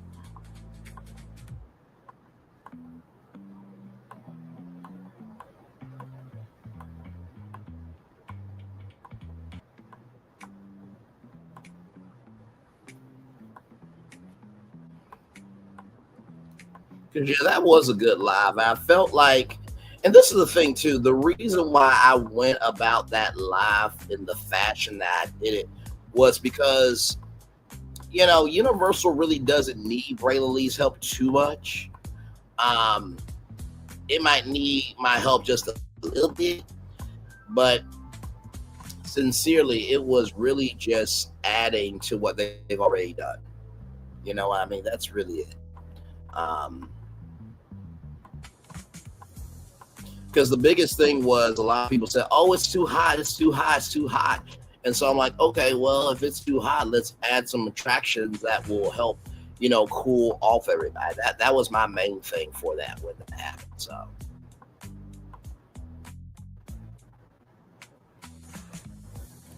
Oh yeah, that Lockheed Martin live was so cool doing that. That was so cool doing that.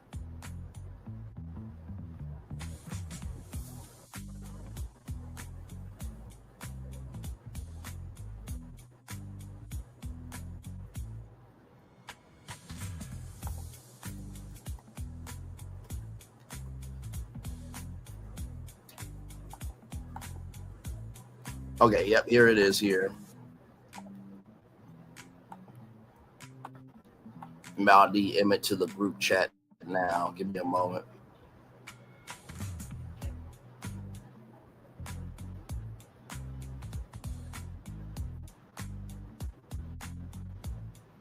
Let's see.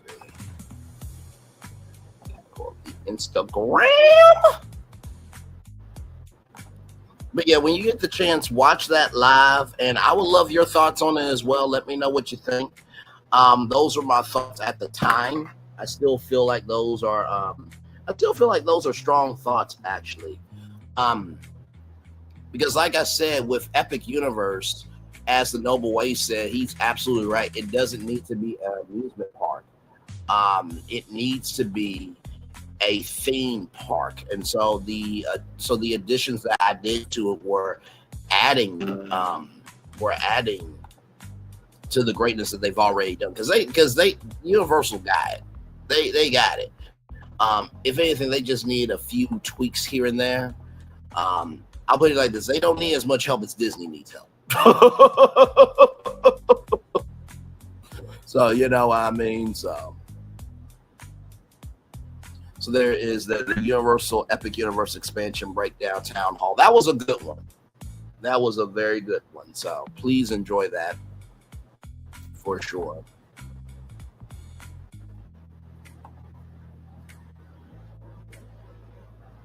Yeah. Okay, I got it.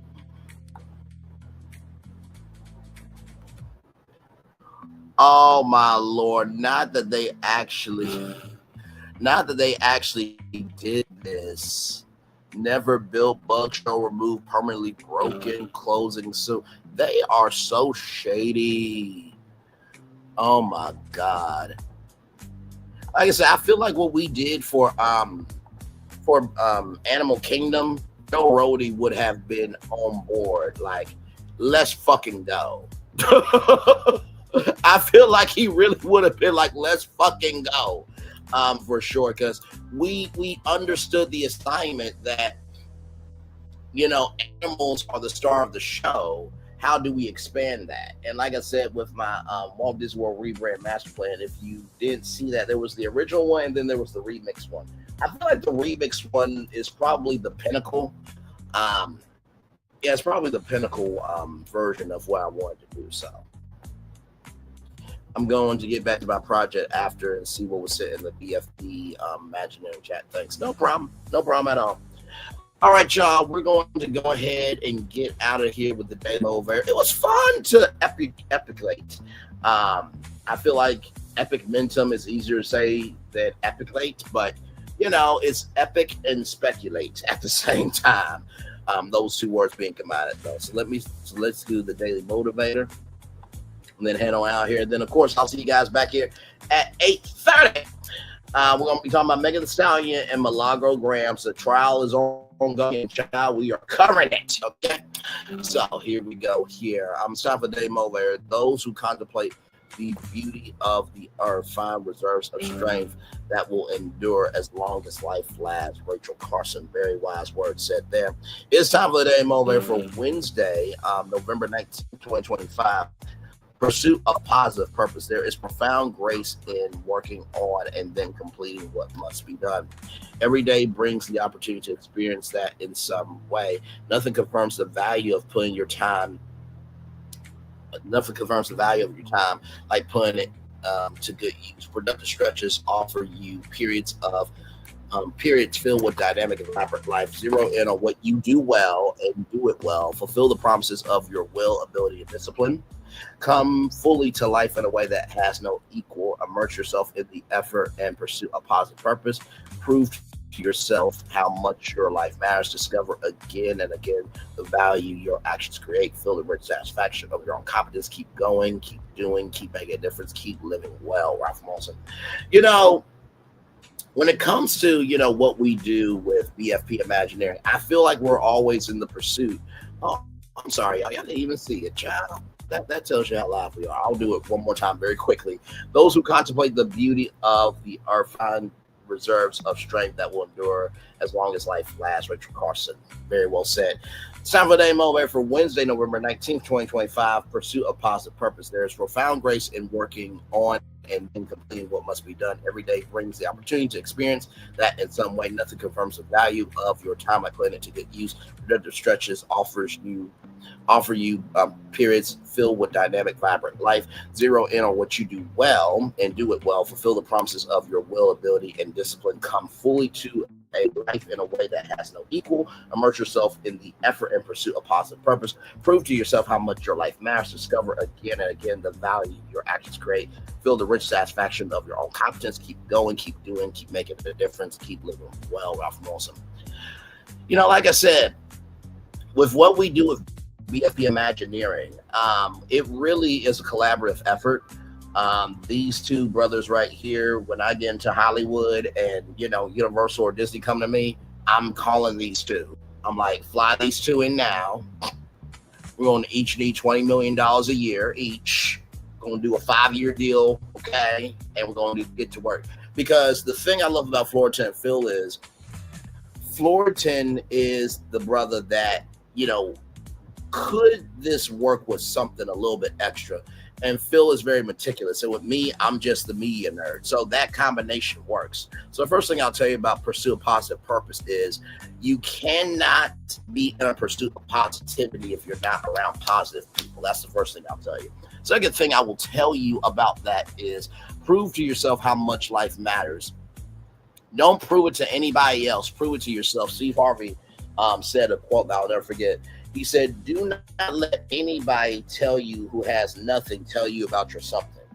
Quit letting people who don't have anything going on tell you what you should be doing when you have something going on for yourself. And then finally, everybody, keep going, keep doing, keep making a difference, keep living well. Last night, we did a stream and it was so many people in it. Y'all, that stream, that vertical stream now is at 9,100 views.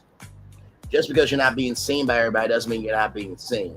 And that that happened because of my consistency plus tenacity, which equals my destiny.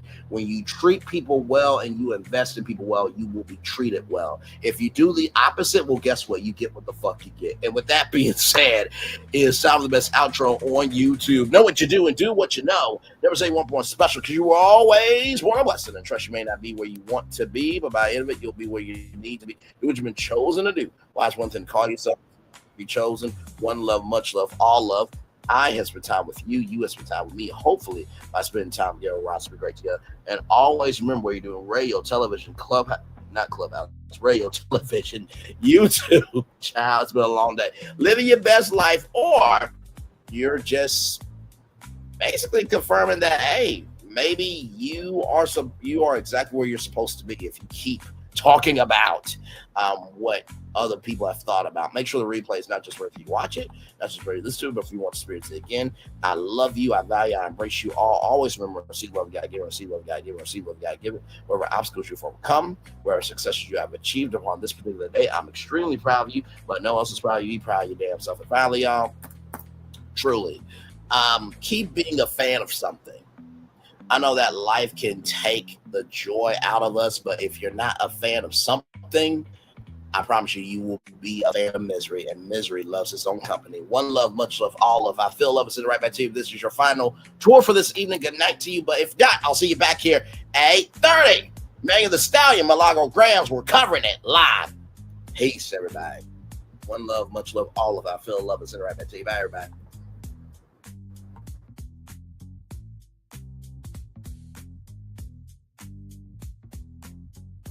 I thought I should tell you, they've been talking about you. Yeah, they've been talking about you. They've been talking about the fact that they've done everything they could to stop you and everything they could to block you, but you still win. They've been talking about the fact that they have undermined your success and they have tried to sabotage your seasons, but you keep winning. They've been talking about the fact that even though they don't like each other, they get together to try to kill you, but you keep winning. They've been talking about the fact that you were voted least likely to succeed, but like cream, you keep rising to the top. They've been talking about how they tried to burn your world down, but like the phoenix, you rose from the ashes. They've been talking about you, and you know what they say? Oh, she's just lucky. He's just lucky. But no, you ain't lucky. You're anointed.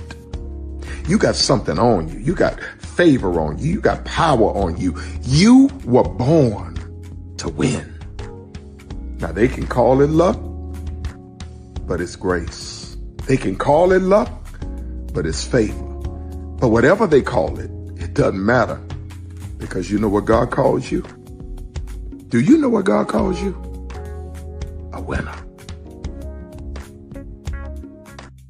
I thought I should tell you, they've been talking about you. Yeah, they've been talking about you. They've been talking about the fact that they've done everything they could to stop you and everything they could to block you, but you still win. They've been talking about the fact that they have undermined your success and they have tried to sabotage your seasons, but you keep winning. They've been talking about the fact that even though they don't like each other, they get together to try to kill you, but you keep winning. They've been talking about the fact that you were voted least likely to succeed, but like cream, you keep rising to the top. They've been talking about how they tried to burn your world down, but like the phoenix, you rose from the ashes. They've been talking about you, and you know what they say? Oh, she's just lucky. He's just lucky. But no, you ain't lucky. You're anointed. You got something on you. You got favor on you. You got power on you. You were born to win. Now, they can call it luck, but it's grace. They can call it luck, but it's favor. But whatever they call it, it doesn't matter, because you know what God calls you? Do you know what God calls you? A winner. I thought I should tell you, they've been talking about you. Yeah, they've been talking about you. They've been talking about the fact that they've done everything they could to stop you and everything they could to block you, but you still win.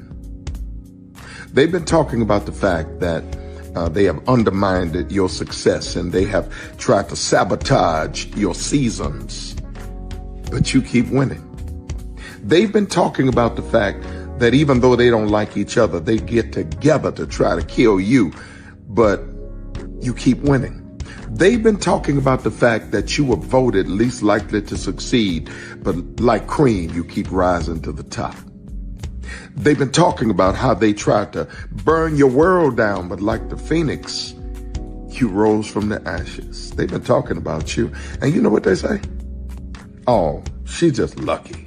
He's just lucky. But no, you ain't lucky. You're anointed. You got something on you. You got favor on you. You got power on you. You were born to win. Now they can call it luck, but it's grace. They can call it luck, but it's favor. But whatever they call it, it doesn't matter, because you know what God calls you? Do you know what God calls you? A winner. I thought I should. Because here's the thing, a good streamer can find other content. Because here's the thing, a good streamer can find other content. Because here's the thing, a good streamer can find other content. Child relevant over there doing his thing, minding his GD business, staying out of trouble, trying to get the folks some positive stuff to talk about, besides lying all the damn time. Child relevant over there doing his thing, minding his GD business, staying out of trouble, trying to get the folks some positive stuff to talk about, besides lying all the damn time. Child relevant over there doing his thing, minding his GD business, staying out of trouble, trying to get the folks some positive stuff to talk about, besides lying all the damn time.